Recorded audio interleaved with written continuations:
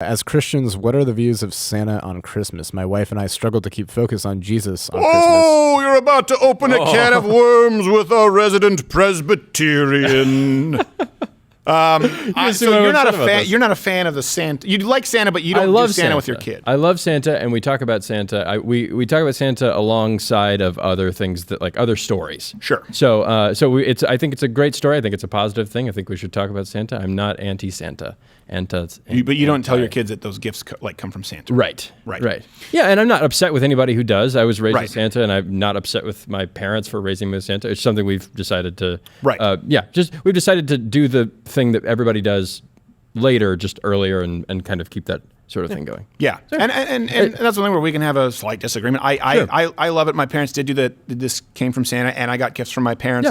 Yeah. And I will say that for me as a kid added to the magic, but I never ever had any doubt as to what Christmas was about. Before we opened any gifts, we always said prayers. We always went to church, and I don't mean we just go to church on Christmas Eve. We went to church every week, but we went to church on Christmas Eve, and we made sure that Christ was at the center of it. The books that we read, we always read books about Christmas. I knew about Herod, and I knew about the census, all of these things. And my parents taught it in the context of St. Nicholas and sort of this history. Yeah. But I also do think the value of Santa, first off, I believe that especially with young children, there are a lot of lessons from our faith that aren't necessarily child appropriate. Just like there are fables and there are films that have great underlying values that aren't necessarily age appropriate, right? Kids aren't going to be able to fully understand the scope sometimes of what is in the Bible, okay? Putting 3 people in a fire, for example, that's why we change it and we put it with, what is it, what are those little things with like those kids with the big eyes, not anime, what are they called? My Precious Moments or something? They have like Did Bibles they put them in that. the fire? Well, yeah, that's what I had, My Precious Moments Bible as a kid. The point is you have to soften it a little bit because if people actually saw third-degree burns, tell my wife I love her. And I'm like, oh, what? Dad, shocking. What's sodomy? You're 4. It doesn't mean that we don't need to address these issues. So with kids, I do believe, as it relates to the faith, provided you have the fundamentals, there's one way to heaven, and that's through Jesus Christ, and on the other way that you think, nope, that's kind of the state border of Christianity.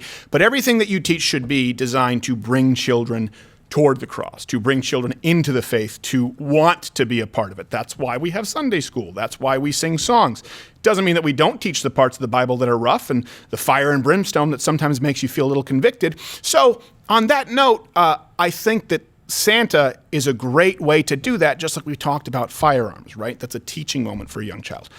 As much as you try and tell a young child about a man who is God in the flesh, who came here as the perfect lamb, and in a rare moment of crucifixion had nails driven through his hands and his feet, and was tortured and crucified and given vinegar and sweat blood because he was talking to, and he was terrified and he wanted this cup to pass from him. A kid's not going to understand that magnitude. Yeah. But what a kid will understand with Santa Claus is a selfless being who goes out and gives and brings joy and loves people, expecting nothing in return. That's a component of Christianity I think is really important for young kids to understand, especially as they're developing their character and their proclivities tend to be selfish. Their proclivities don't tend to necessarily be kind. I know people think that all little kids are cute. I think they're evil if left to their own devices.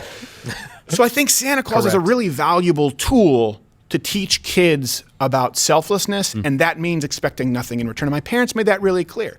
There's nothing it's like Jesus in that sense, only it's hard to quantify as a kid, but Santa doesn't want anything. Leave some milk and some cookies because he has to go on down to the next house to give something expecting nothing in return. It's like, just respect your parents. Right. It's good. I don't have to do anything other than act Christ-like, which is how you understand it as a kid, meaning loving, compassion. My parents didn't say, just be good.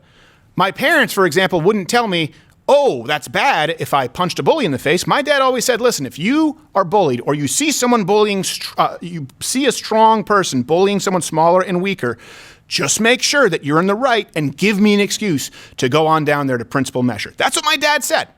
He said, you give them my cell phone number. So we weren't just taught, be nice. We were taught to be righteous. And so when it was the naughty and nice list, it was, for us, the righteous list, and my parents were very clear that righteousness was in line with Christian values, which, by the way, is a wonderful part of the storied history of Saint Nick. So I understand people who place an emphasis on Santa and the commercialization of Christmas, but I don't think it's something that Christians need to be afraid of. I think it's something that Christians can and should incorporate. It has done me good. It will do me good. And I say, God bless it. Watch Good Morning Mug Club live every Monday through Thursday at 10:15 Eastern.